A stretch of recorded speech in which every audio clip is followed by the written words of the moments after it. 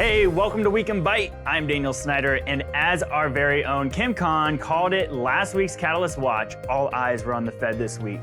We went from expecting a 50 basis point hike on Friday to 75 on Monday. We're going to get his take on what that means for the market later on in our Catalyst Watch segment this week. But first, I want to introduce our first guest, or our headline guest, I should say, of the episode, and get his take on what the biggest hike in rates since 1994 means for the job market going forward. Joining us is Nick Bunker, Head of Research North America at Indeed.com. Nick, it's always great to have you on the program. Welcome back. Thanks for having me back. Yeah, so we're going to, where to start, right? But we're seeing companies like Redfin and Compass and Coinbase and all these other tech companies starting to lay off employees. And you also had Elon Musk come out with his warnings for Tesla and what he thinks is coming for the economy. So I wanted to start by asking you, what is your take on how this rate hike will affect the labor market? And should we be expecting more layoffs in the future? So I think, first on that point about sort of what we've seen already in the labor market, I think it's really important to distinguish between what we're seeing in, say, the tech sector, or sort of the interaction of tech and the housing market and sort of the labor market writ large. In tech, there is, some, at least compared to a few months ago, some relative weakness, some pullback in hiring intentions. And we're seeing that indeed in our job postings data, that postings for software development jobs have pulled back a little bit. And in fact, that decline seems to have accelerated over the last week. That being said, overall demand is quite strong for those positions. It just seems like there's a pullback. But when you look at the broader economy, things are a little bit stronger there. There may be, big announcements of layoffs in some tech-related companies. But if you look at, say, UI claims data or data from Jobs Report or JOLTS, layoffs are still quite low. They may have ticked up a little bit in recent weeks, but they're at levels that, if 3 years ago you had said, hey, it's 220, 230,000 claims in a week, you would have thought, hey, that's still a pretty healthy labor market. I wanted to ask you, though, I was going to save it for later, but since you were talking about it, we had, 1.9 jobs for every one unemployed person. And we were kind of focusing on that metric for a while. Is that still the case? Are we seeing a reduction in the amount of jobs available for unemployed, or is that increasing possibly? Yeah, so I think the latest data that we have from the government, so from JOLTS, where that statistic comes from, it is 1.9. And, 1.9 is the original read that we got back in March, but they actually revised up those job openings numbers. So it was actually about 2 to 1 back in March. So it's drifted down a little bit. And, what Indeed data has shown since that, the end of April, the latest data that we have government data for, that job postings in general have sort of leveled off. So at least on the, so when it comes to the numerator there, openings are still strong. And unemployment has held relatively steady. So it still looks like it's somewhere in that ballpark. That being said, even if that number drifts down a little bit, it's still going to be much higher than the ratio we saw back in late 2019, early 2020, where it was about 1.2, 1.3. So I think, broadly what we're seeing in the labor market right now is a bit of cooling, a little bit of easing, but that's coming from a very hot, very tight labor market.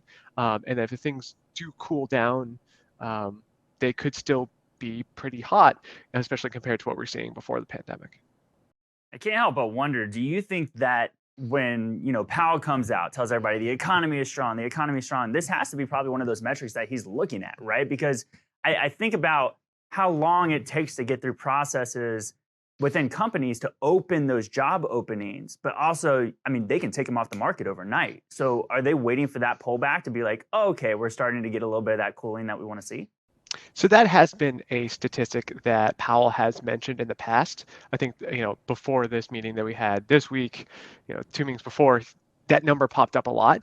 I don't think he specifically mentioned that ratio this meeting. And I think that is interesting in light of what we also saw from the unemployment rate projections in this summary of economic projections that FOMC members release at these quarterly meetings.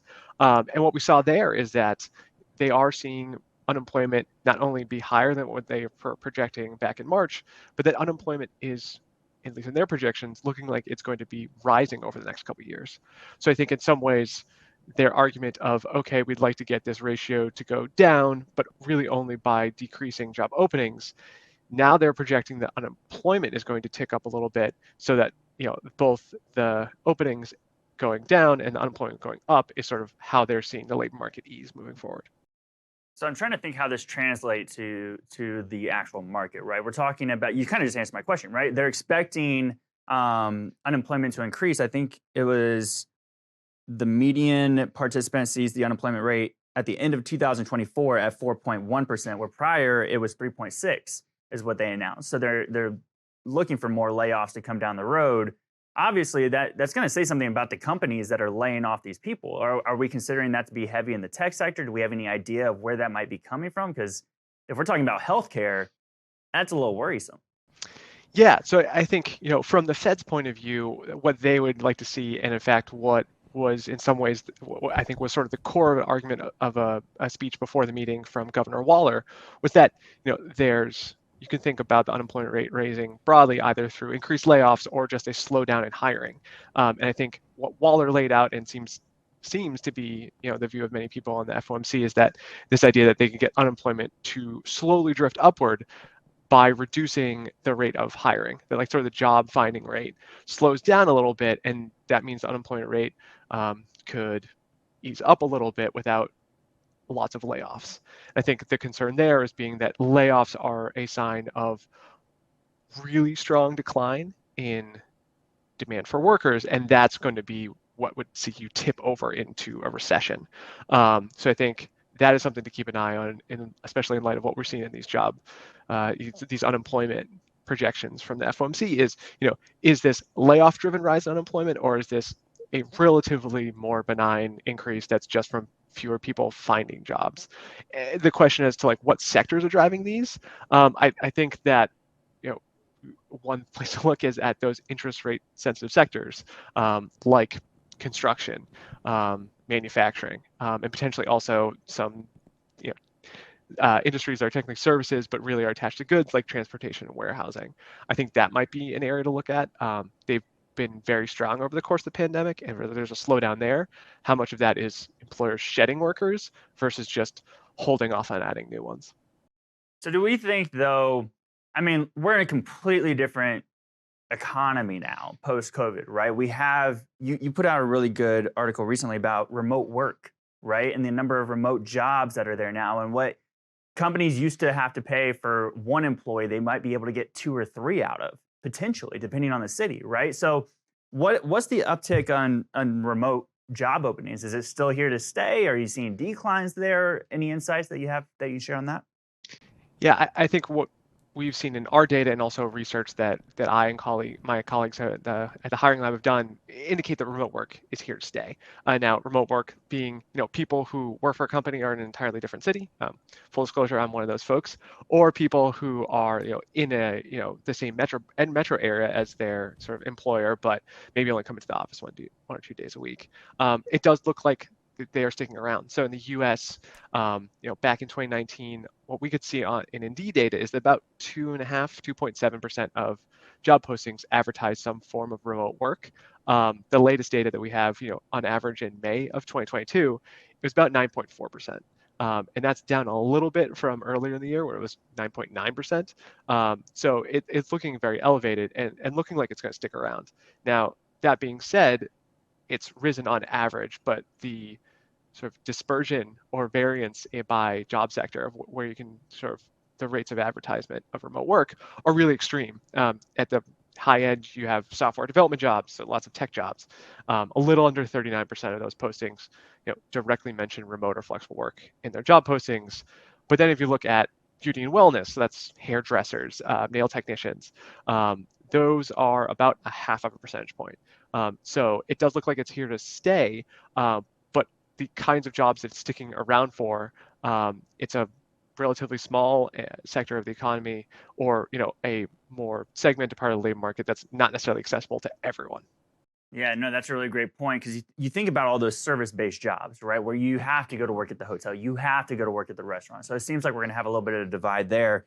I'm wondering though, is a lot of this fueled because of the amount of liquidity in the system? And as the Fed now is embarking on this journey of removing liquidity, and I think it was the Swiss National Bank came out with surprise rates. Like a lot of central banks are trying to pull liquidity out of the system, which, if a company hasn't already stocked up their cash going forward, I mean, they're going to be paying higher interest rates to borrow capital. So, is that where the domino starts to fall? Do you think is the liquidity going to lead to the potential? I mean, this is of course if we're talking about going into recession, right?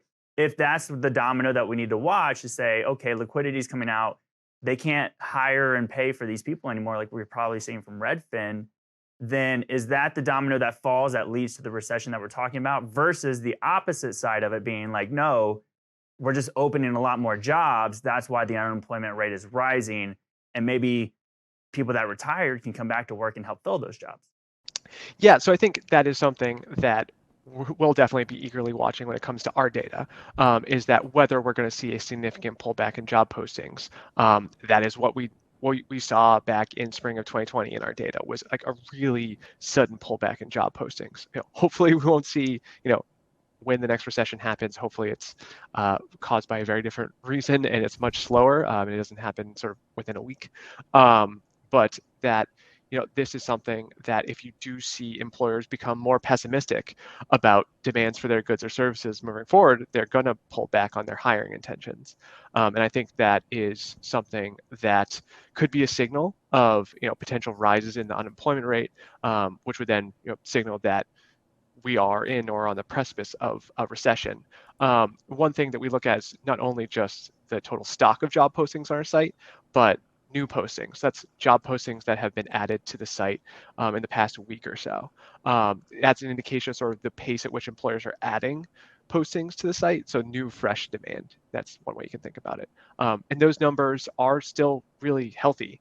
They are, down a little bit from, very very high levels. It's sort of the all-time highs in our series back in February, January, but they're still quite strong. So it does look like in the data right now, employers are still increasingly adding postings to Indeed, suggesting that demand stays robust, but that could change, and that's something we'll definitely be keeping an eye on.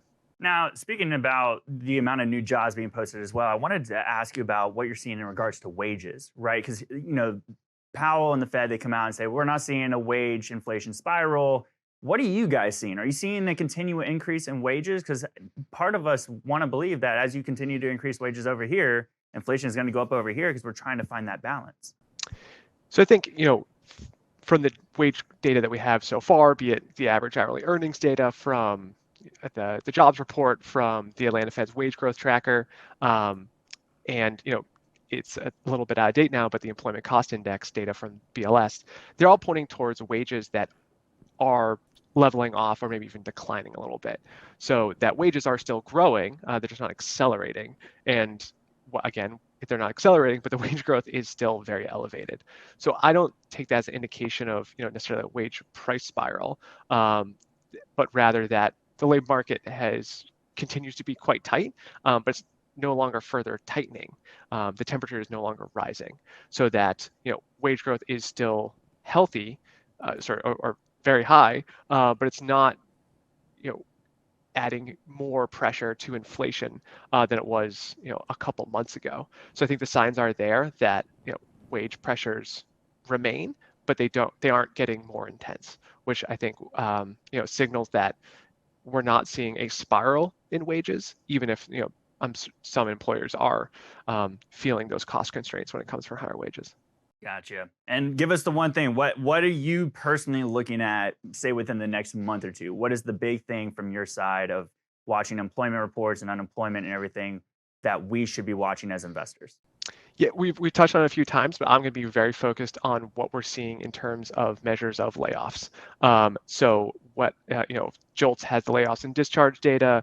The jobs report has measures of people moving from employment to unemployment or not in the labor force. I think those are really key statistics to look at, especially as we have a central bank that is seeing and wants to have the unemployment rate sort of slowly drift up over the next couple of years. Yeah, really great point. Well, let's go ahead and leave it there, Nick. Really appreciate all your insights and your data. That's always a great, it's always great to have you on the program. You have a great weekend, okay? Awesome. Same to you. Thanks for having me. And that is Nick Bunker, Head of Research North America at Indeed.com. You can find him on Twitter as well as Hiring Lab. Go check out his content. It is phenomenal. Highly recommend it. Now over to Seeking Alpha's Kim Khan for next week's Catalyst Watch. Hey, Kim. Hey, Daniel. First, I want to kind of say a mea culpa to you and to the viewers for my last week's prediction that there's no way there would be a 75 basis point hike. Of course, there was this. To be fair, it was before the CPI number came out, but I should really realize you should never say never with this Fed and this inflation situation. But next week, we've got more coming on that. Fed Chairman Powell will be speaking on Capitol Hill. Usually don't get great headlines than that. It's normally one party trying to get Powell to say the other party is at fault for whatever economic problem. But you've also got the Fed speakers out on the road doing speeches. One of the most interesting things would be if they can get Kansas City Fed presidents take on why she was a dissenter, Esther George, and she's usually already pretty hawkish, so that was very interesting vote on her part to go with 50 basis points.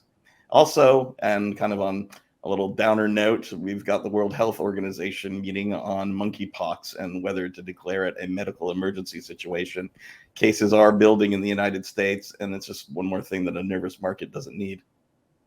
Yeah, great point. I do want to ask you though. I mean, look, nobody could have known on Friday, right? We even put up the graphic of the Fed prediction, and everybody was in the camp for a 50 basis point hike. And then, of course, we come in Monday morning this week, and 75 is all anybody wants to talk about. And then they're throwing out talks about increasing the QT levels. Just kind of curious. I mean, what is your take on what this 75 basis points is going to mean for the market moving forward? Well, I mean, it looks like Powell is committed to front loading these rate hikes. He said there's a choice between 50 and 75 next month. The market is pricing a little more 50 than it was before, but not too much. They still think he's going to be aggressive in champing down inflation. I think that what bonds market is telling us with yields is that things are going up pretty strongly, but then we've had an inversion with the 10s, 30s, that they're worried that this hard landing is already baked in.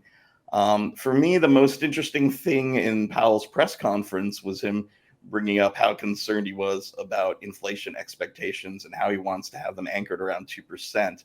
And those are not just market inflation expectations. He was referring to consumer inflation expectations and how he wants to get those down. That's a lot different from the data dependent Fed that they've been talking about. And that's a sentiment reading really. And so the Fed is really going to battle inflation. They're looking at headline CPI, and everybody used to say, oh, the core PCE index is the Fed's favorite gauge. Now it's going to be headline CPI they're going to be looking at. And if that doesn't come down, then we're looking at a really tough Fed. Yeah, it seems like they have to be tough. I mean, we're going into the summer months here as well in the States, and it's just like the demand is nonstop, right? Potentially, it used to be that people were going to take vacation after vacation. Maybe they had a couple lined up. Now they're kind of seeing, sticker shock on airline prices. And they might just have the one vacation, but they're still taking vacations. And as we've been talking about, oil is out of control, and they can't really control that. So it seems like they're going to have to remain on the hawkish side, right? Definitely. I mean, Powell is very clear that there's nothing they can really do about energy prices. There's not much they can do on the food side. I think the biggest concern is inflation shifting from goods, which has always been a supply chain problem. If you look at the auto industry now, there's still inflation in used cars is still a supply chain problem. Chips are a problem.